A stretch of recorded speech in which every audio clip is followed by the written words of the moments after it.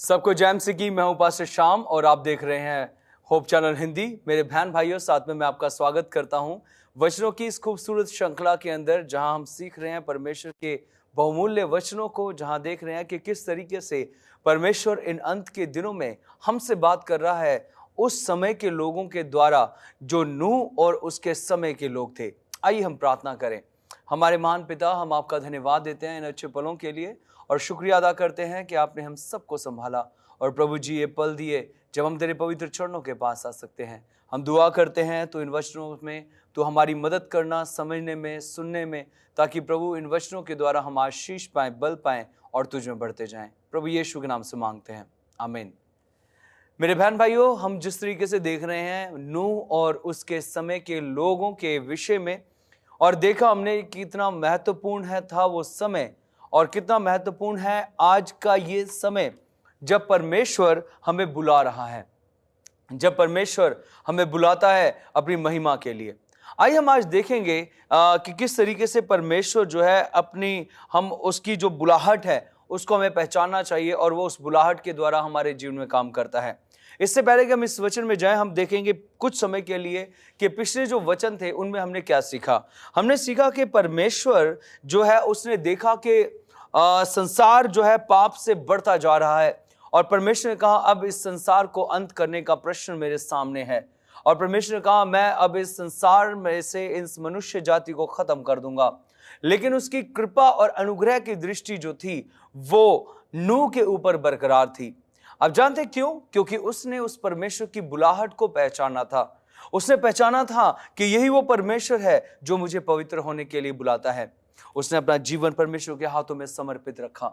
उसने अपने कार्यों को, अपनी सोच विचारों को परमेश्वर के हाथों में रखा। उसने कोई भी ऐसा काम नहीं किया जो परमेश्वर को नापसंद था, लेकिन परमेश्वर का अनुग्रह हमेशा नूह के ऊपर था। आइए हम जानते हैं कि वास्तव में परमेश्वर की जो बुलाहट है उसको हम कैसे पहचान सकते हैं। परमेश्वर की बुलाहट वास्तव में क्या है? जब हम वचन में पढ़ते हैं, हम देखते हैं जो आज का जो हमारा जो वचन है इस पूरे अध्याय का, इस पूरे वचनों की श्रृंखला का, वो है मन फिराओ क्योंकि स्वर्ग का राज्य निकट आ गया है। मेरे बहन भाई, ये वचन मिलता है हमें मत्ती की अध्याय चौथे अध्याय के 17वें वचन में, जो प्रभु यीशु मसीह का शुरुआती प्रचार था। और उस समय से यीशु ने प्रचार करना और ये कहना आरंभ किया, मन फिराओ। और एक समय था जब नूह ने भी अपना मन फिराया। एक समय था जब नूह जो था परमेश्वर के साथ साथ चलता था। एक समय था जब परमेश्वर ने नूह ने अपने जीवन को परमेश्वर के हाथों में समर्पित किया। और वो समय था जब परमेश्वर के अनुग्रह की दृष्टि नूह पर थी। जब हम पढ़ते हैं बुलाहट के विषय में, परमेश्वर का वचन कहता है कि जो बुलाहट है वो एक इंसान के लिए नहीं है, वो कई लोगों के लिए है। वो आज अगर हम देखते हैं, परमेश्वर का वचन कहता है यूहन्ना उसका 3 अध्याय 16 वचन में कहता है, क्योंकि परमेश्वर ने जगत से ऐसा प्रेम किया कि उसने अपना इकलौता पुत्र दे दिया, ताकि जो कोई उस पर विश्वास करे वो नाश ना हो परंतु अनंत जीवन पाए। अब सवाल आता है अनंत जीवन का, और सवाल आता है जो कोई उस पर विश्वास करे। अर्थात परमेश्वर की ये जो बुलाहट है ये सबके लिए है।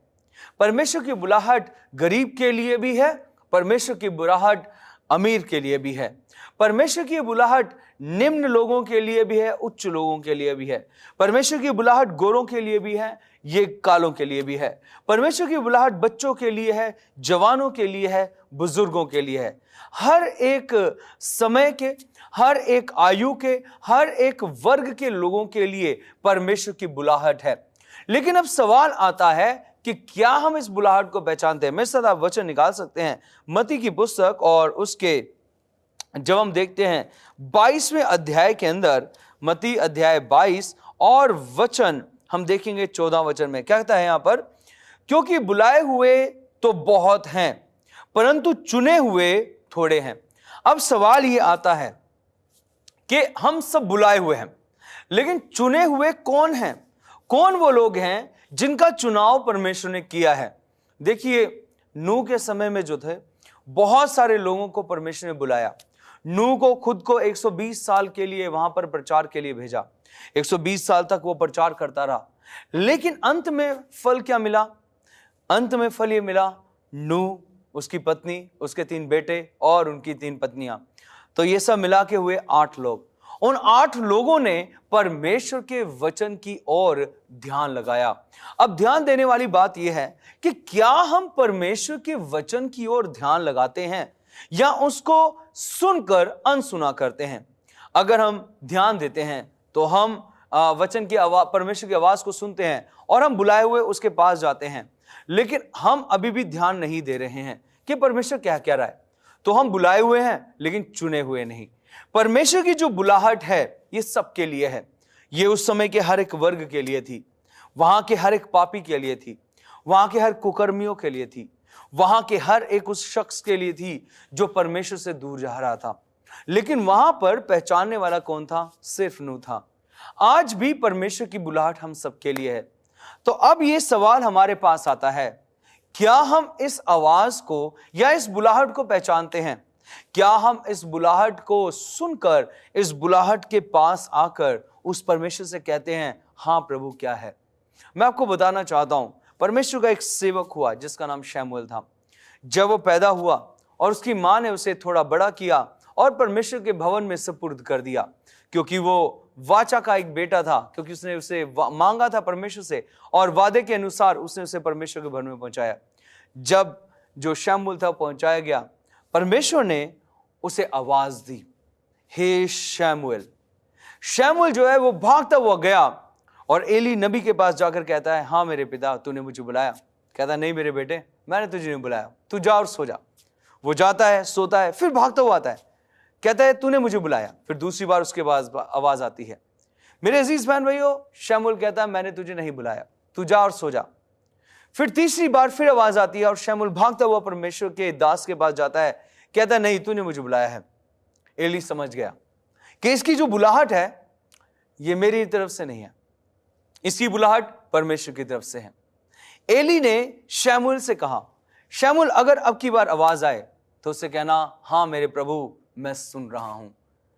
मेरे अजीज बहन भाइयों, शमूएल ने वही किया जो एली ने कहा और उसके कहे अनुसार जब शमूएल को आवाज आई, शमूएल बैठा और उसने अपना जीवन परमेश्वर के हाथों में सुपुर्द कर दिया और कहा, हे मेरे पिता मैं सुन रहा हूं, तेरा दास सुन रहा है। अब सवाल ये आता है कि क्या हम उसकी आवाज को सुनते हैं या उससे ये प्रश्न करते हैं, हाँ प्रभु मैं सुन रहा हूं? क्या हम उसके वचनों को अपने जहन के अंदर लेकर आते हैं? अगर हम उसके वचनों को अपने दिल पर, अपने दिमाग पर, अपने हृदय की गहराइयों पर नहीं लिखते हैं तो याद रखें हम बुलाए हुए हैं, हम चुने हुए नहीं हैं। क्योंकि जो चुने हुए होते हैं वो परमेश्वर के वचनों को अपने जीवन के अंदर ग्रहण करते हैं। जो चुने हुए होते हैं वो परमेश्वर के बताए हुए नक्शे कदमों पर चलते हैं। जो चुने होते हैं वो परमेश्वर की आज्ञाओं के अनुसार अपने जीवन को व्यतीत करते हैं। जो चुने हुए होते हैं वो संसार की परवाह नहीं करते कि संसार उन्हें क्या कहेगा, लेकिन वो सिर्फ एक ही बात पर ध्यान लगाते हैं और वह ध्यान है, परमेश्वर मैं सुन रहा हूं, तू मुझे बता। मैं उन वचनों की गहराई में जाना चाहता हूं जो मुझे तू सिखाना चाहता है। मेरे अजीज बहन भाइयों, यहां पर जो पहली बात आती है वो ये है कि बुलाहट सबके लिए है, लेकिन सवाल है क्या आप चुने हैं जो उस बुलाहट की ओर ध्यान देते हैं? दूसरी बात देखेंगे, बुलाहट जो आती है उसके लिए उद्देश्य होते हैं, उसके कोई उद्देश्य होते हैं जो बुलाहट आती है। मेरे साथ आप निकाल सकते हैं रोमियो की पुस्तक और उसका 8वां अध्याय। जब आप निकालेंगे रोमियो की पुस्तक 8वां अध्याय और उसके 30वें वचन में परमेश्वर का वचन यूं कहता है, अगर हम उसके 28वें वचन में पढ़ते हैं, हम जानते हैं कि जो लोग परमेश्वर से प्रेम रखते हैं और उसके लिए सब बातें मिलकर भलाई ही को उत्पन्न करती है, अर्थात उन्हीं के लिए जो उसकी इच्छा के अनुसार बुलाए हुए हैं। मेरे अजीज बहन भाइयों, अब यहां पर परमेश्वर की कृपा दृष्टि नूह पर क्यों थी जानते हैं? क्योंकि परमेश्वर का वो भक्त जो था वो परमेश्वर की बुलाहट को पहचानता था और वो बुलाहट के अनुसार अपने कार्य कर रहा था। परमेश्वर ने उसे कहा, हे नूह इधर आओ, परमेश्वर का वो दास उसके पास गया। परमेश्वर का नूह, पाप बहुत बढ़ गया और अब इसको खत्म करने का प्रश्न मेरे पास आया है। इससे पहले कि मैं इसे खत्म करूं, मैं ये चाहता हूं कि तू एक बड़ी सी नाव बना, इतने हाथ लंबी, इतने हाथ चौड़ी, ऐसी लकड़ी, ऐसी राड, हर एक चीज परमेश्वर के कहे के अनुसार बताई गई। और मेरे अजीज बहन भाइयों, ये जो नाव थी, ये नाव कोई छोटी मोटी नहीं थी, ये कोई छोटी सी कश्ती नहीं थी, ये छोटा सा कोई जहाज नहीं था, ये एक बहुत बड़ा विशाल जहाज था जिसके अंदर सिर्फ नूह और उसका परिवार बचाया नहीं जाना था, लेकिन इसके साथ जानवरों का हर एक झुंड बचाया जाना था, जिसके अंदर हर एक प्रजाति के जानवर बचाए जाने थे, जिसके अंदर हर एक वो जीव बचाया जाना था जिसके द्वारा परमेश्वर मनुष्य जाति को और आगे बढ़ाने वाला था। लेकिन सवाल यहां आता है कि क्या परमेश्वर की इस बुलाहट को नूह ने नकारा? नहीं मेरे बहन भाइयों, उसने नकारा नहीं, लेकिन उसने क्या करा? उसने उस बुलाहट के बीच में अपनी भलाई को ढूंढा। क्या वचन कहता है? हम जानते हैं कि जो लोग परमेश्वर से प्रेम रखते हैं, क्योंकि नूह जो था वो परमेश्वर से प्रेम रखता था, इसीलिए नूह परमेश्वर की बातों को मानता था और उसके लिए सब बातें मिलकर भलाई को उत्पन्न करती हैं। और जो परमेश्वर की महान योजना थी, वो योजना थी नूह को बचाने की, वो योजना थी नूह के साथ भलाई करने की। अजीज बहन भाइयों, अगर आप इस बात पे ध्यान दें, नूह को बचाने के लिए परमेश्वर ने एक बहुत बड़े जहाज बनाने की एक राय रखी, एक मशवरा रखा और नूह ने उस बात को ग्रहण किया। लेकिन मैं आपसे सवाल पूछना चाहता हूं, क्या आज परमेश्वर जो हमें बचाना चाहता है, क्या वो ऐसी एक बड़ा विशालकाय जहाज या वो एक विशालकाय ऐसी नाव या और एक विशालकाय एक ऐसा बड़ा एक कार्य हमें देता है कि तुम ये करना पड़ेगा तभी तुम बचोगे? नहीं, वो सिर्फ एक चीज चाहता है कि आप प्रभु के पास आ जाएं, मैं प्रभु के वचनों को सुनने लग जाएं, हम प्रभु के वचनों की ओर चिंतन और मनन करने लग जाएं। हमारे साथ दिक्कत क्या है? हमारे साथ दिक्कत यह है कि हम वचन सुनते हैं, लेकिन उस वचन पर 1, 2, 3, 5, 10 या 15 से 20 मिनट तक चिंतन मनन करते हैं और उसके बाद में क्या होता है? वो वचन हमारे जीवन से निकल जाता है। जानते क्यों? क्योंकि हम उस पर चिंतन मनन करते ही नहीं रहते। हम कुछ समय के लिए करते हैं और बाद में निकल जाता है वो वचन। और फिर होता क्या है? शैतान आता है, हमारे जीवन में सूनापन देखता है। क्योंकि मेरे अजीज बहन भाई, जो शरीर है ये पवित्र आत्मा का मंदिर है और पवित्र आत्मा कब इसमें वास करता है? पवित्र आत्मा तब वास करता है जब हम परमेश्वर के वचन को अपने अंदर समा के रखते हैं। परमेश्वर का आत्मा तब हमारे अंदर वास करता है जब हम परमेश्वर की शिक्षाओं को अंदर रखते हैं, जब हम अपने आप को पवित्र रखते हैं, वो परमेश्वर का आत्मा हमारे अंदर आता है। लेकिन जैसे ही ये वचन हमारे जीवन से बाहर चला जाता है, शैतान हमारे सूनेपन को ढूंढता है कि कहां हम सुने। याद रखें, प्रभु यीशु मसीह ने अपने चेलों से कहा कि जब एक दुष्ट आत्मा निकलती है तो वो निकलकर सुनी जगहों पर जाती है, वो जगह ढूंढती है, लेकिन जब उसे कोई जगह नहीं मिलती तो वो दुष्ट आत्मा वापस आती है और जब उस घर को जहां से वो निकाली गई थी वो आती है, देखती है, अरे ये तो अब क्या है, ये सुनी है, ये सजी सजाई है और इसमें कोई निवास नहीं करता, तो वो भागकर दुष्ट आत्मा जाती है और अपने से 7 बुरी दुष्ट आत्माओं को लाकर उस शरीर में फिर बैठ जाती है। आप ध्यान रखें, हम सब प्रकाश में बुलाए गए हैं। वचन कहता है तुम सत्य को जानोगे और सत्य तुम्हें स्वतंत्र करेगा। परमेश्वर ने हम सबको स्वतंत्र किया है। तो आज सवाल है, क्या यह स्वतंत्रता हमारे अंदर बरकरार है? आप देखें, अगर हमारे जीवन के अंदर गलत सोच, गलत विचार, गलत कार्य हैं, बुराई है, चुगली है, निंदा है, या हम ऐसे कोई कार्य कर रहे हैं जो प्रभु को कतई पसंद नहीं है, तो याद रखें हमारे अंदर अभी भी स्वतंत्रता नहीं है। हम अभी भी शैतान की गुलामी में हैं, अभी भी हम पाप की गुलामी में हैं, अभी भी हम परमेश्वर में स्वतंत्र नहीं हो पाए हैं। लेकिन परमेश्वर में स्वतंत्रता हमें कैसे मिलती है? जब हम पूरी रीति से वचनों को अपने अंदर समा लेते हैं, जब हम पूरी रीति से अपने जीवन को परमेश्वर के साथ मिला लेते हैं।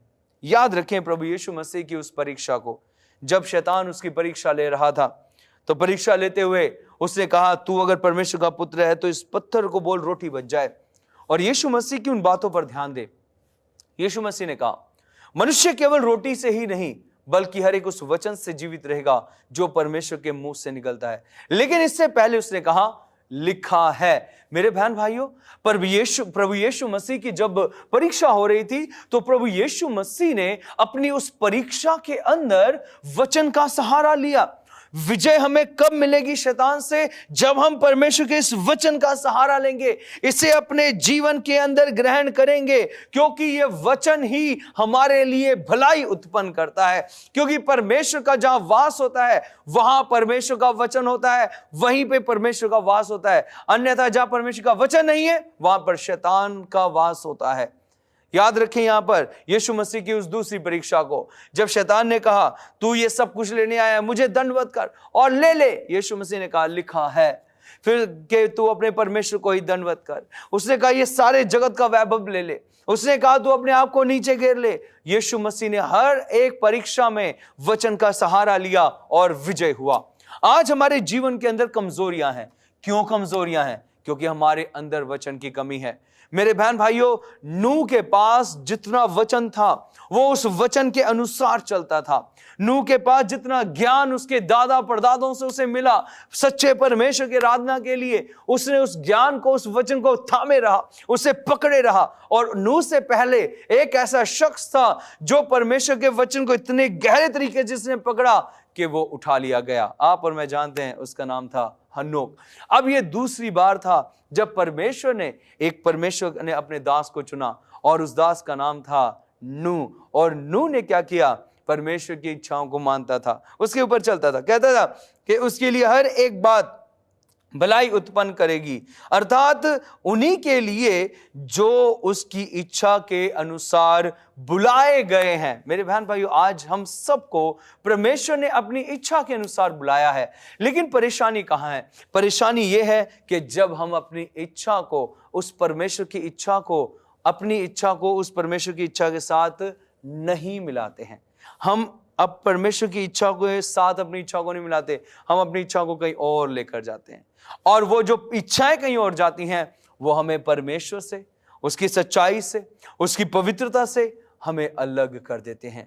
वचन कहता है परमेश्वर की हर एक बात भलाई को उत्पन्न करती है, और जो उसकी इच्छा के अनुसार चलते हैं परमेश्वर उन पर अपनी करुणा और अपनी दया और अपना अनुग्रह की दृष्टि बनाए रखता है। इसके बाद हम देखते हैं कि रोमियो 8 और उसके 30वें वचन में क्या कहता है? कहता है, फिर जिन्हें उसने पहले से ठहराया उन्हें बुलाया भी, और जिन्हें बुलाया उन्हें धर्मी भी ठहराया है, और जिन्हें धर्मी ठहराया उन्हें महिमा भी दी है। आमीन। देखिए वचन कितना गहरा है। कहता है कि जब हम इस बुलाहट को पहचान लेते हैं, इस बुलाहट के द्वारा मेरे बहन भाइयों हम धर्मी ठहरते हैं, हमारा जीवन धर्मी ठहरता है जब हम परमेश्वर की इस बुलाहट को पहचान जाते हैं। और अगर हम नूह के बारे में आगे पढ़ेंगे तो वचन कहता है, नूह की जब यहां पर विशेषताएं बताई गई तो कहता है कि नूह धर्मी था, नूह परमेश्वर के साथ साथ चलने वाला था, नूह परमेश्वर का भय मानने वाला था। मेरे अजीज बहन भाइयों, कब हुआ? जब नूह ने अपने चाल चलन को परमेश्वर के साथ मेल कर लिया। नूह ने जब अपनी बुलाहट को परमेश्वर के साथ जोड़ लिया। वचन कहता है कि हम बुलाए गए हैं, उन्हें धर्मी भी ठहराता है, और जिन्हें धर्मी ठहराता है उन्हें महिमा भी दी जाती है। मेरे अजीज बहन भाइयों, नूह ने अपने जीवन को परमेश्वर के हाथों में सपुर्द कर दिया। नूह ने अपनी उस बुलाहट को पहचान लिया और इस बुलाहट के कारण वो धर्मी ठहरा। आज भी परमेश्वर का वचन हमें धर्मी ठहराना चाहता है। आज भी परमेश्वर का वचन हमें कहता है, पहले तुम मेरे धर्म और राज्य की खोज करो, पहले उस धार्मिकता के पास आओ। परमेश्वर में बुला रहा है, आओ मेरे पास, मेरे बच्चों आओ मेरे पास, धर्मी बन जाओ, इस धार्मिकता को पहन लो। लेकिन आज हम अपने संसार के अंदर ऐसे लीन हो चुके हैं कि परमेश्वर की आवाज को, परमेश्वर की बुलाहट को हम नहीं पहचानना चाहते। हम आशीषें और बस आशीषें पाना चाहते हैं, हम चंगाई अच्छाइयां पाना चाहते हैं, हम धन दौलत पाना चाहते हैं, हम गाड़ी बंगले पाना चाहते हैं, हम बड़ी से बड़ी उपाधियां पाना चाहते हैं, हम बड़े बड़े कुर्सियों पर बैठना चाहते हैं, बड़े बड़े ओहदों पर बैठना चाहते हैं, लेकिन हम परमेश्वर की बुलाहट को नहीं पहचानते। आज यदि आप कोई छोटा काम कर रहे हैं, मेरे बहन भाइयों, उस छोटे काम में आपको परमेश्वर ने बुलाया है। यदि आप कोई मध्यस्थ वाला काम कर रहे हैं, परमेश्वर ने आपको उस जो मीडियम वर्क है उसके लिए परमेश्वर ने आपको बुलाया है। यदि आप उच्च श्रेणी पर बैठे हुए हैं, या आप किसी कुर्सी पे बैठे हैं, या आप कहीं पे उच्च दर्जे पर बैठे हैं, मेरे बहन भाइयों, परमेश्वर ने अपनी महिमा के लिए आपको चुना है। परमेश्वर ने चुना है ताकि आप खड़े हो और जाएं और लोगों को प्रचार करें, लोगों को बताएं, लोगों को परमेश्वर के पास लेकर आएं। याद रखें एस्तर रानी को, जब एस्तर को परमेश्वर ने उस महल में पहुंचाया तो जानते हैं उसके पीछे राज क्या था? राज यह था कि जब यहूदियों के ऊपर एक बहुत बड़ा संकट आया तो परमेश्वर ने इसी एस्तर को अपनी महिमा के लिए इस्तेमाल किया। परमेश्वर हमें बुला रहा है और इस बुलाहट के पीछे परमेश्वर हमें धर्मी बनाना चाहता है। क्या आप और मैं अपनी इस बुलाहट को पहचानते हैं? क्या आप और मैं परमेश्वर के नजदीक आते हैं? क्या आप और मैं परमेश्वर के योग्य हैं? नूह ने अपनी बुलाहट को पहचाना। नूह अपनी बुलाहट के कारण धर्मी ठहरा। नूह ने अपनी नहीं लेकिन परमेश्वर की इच्छा को पूरा किया। आइए मेरे बहन भाइयों, हम अपनी बुलाहट को पहचानें। नूह और उसके समय के लोगों से सीखें कि परमेश्वर ने हमें भी बुलाया है अपनी महिमा के लिए। ऐसा ना हो कि नूह के समय के लोगों की तरह उस बुलाहट को हम ना पहचान पाएं और जब पानी आए तो हम बह जाएं और रोते रहें, हे नूह हमें बचा ले, हे नूह हमें बचा ले। और वो याद रखें, वो दरवाज़ा जो है परमेश्वर ने बंद किया था ताकि कोई भी जो है जिन्होंने परमेश्वर की बुलाहट को नहीं पहचाना वो उसमें प्रवेश ना करे। आइए हम सब परमेश्वर की बुलाहट को पहचानें, उसके पास आएं और धर्मी गिने जाएं। प्रार्थना करते हैं। स्वर्गीय खुदावंद, धन्यवाद तेरे इस पवित्र वचनों के लिए।